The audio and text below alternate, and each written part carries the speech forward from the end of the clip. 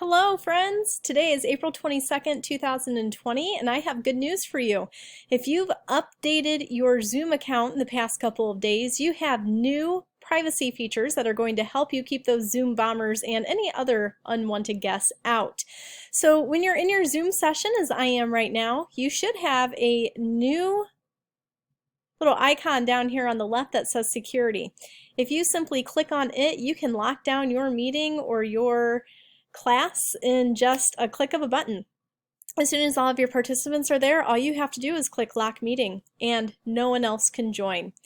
If you remember, oh no, somebody else is supposed to come. Today I had a meeting like that. We had somebody who was running late, so I couldn't lock the whole room, but I could enable my waiting room right away. Now that became a default feature a couple of weeks ago, but just in case it got turned off for some reason or you chose to turn it off, that is another option right there.